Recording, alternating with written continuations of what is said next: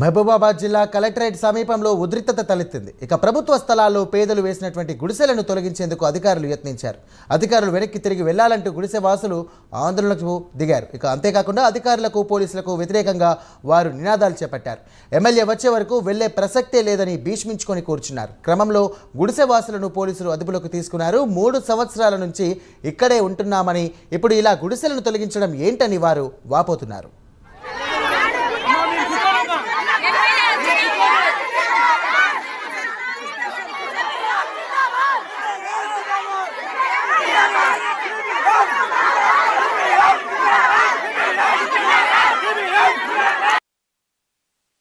పాత ఎమ్మెల్యే మాజీ ఎమ్మెల్యే శంకర్ నాయక్ గారు అతను ఆక్రమించుకున్న ల్యాండ్స్ చాలా ఉన్నాయి.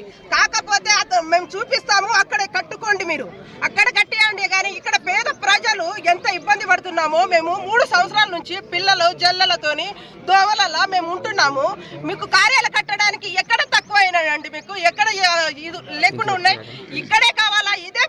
ఇక్కడే ల్యాండ్ ఉందా? ఇది గవర్నమెంట్ ల్యాండ్ అయితే కాదు కదా, ఇది లావణ్య పట్ట.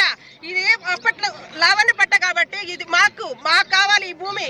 మేము ప్రజలు లేనిది మీరు ఎక్కడిది? మీరు ప్రభుత్వం ఎక్కడి నుంచి వచ్చింది?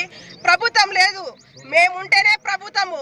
మీరు మా పేద ప్రజలకు చూడకుండా మీరు సీట్ల కూర్చొని అట్లా మాట్లాడడం, అది మా గుడిసెవాసులు కానీ మాకు కానీ ఎలాంటి దౌర్జన్యం చేయొద్దు. మీరు రిటర్న్ ఆఫీసర్లకు ఫోన్ చేసి మీరు పిలిపించుకోవాలి.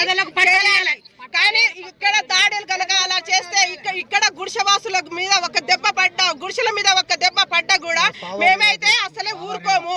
పాత ఎమ్మెల్యే మాజీ ఎమ్మెల్యే శంకర్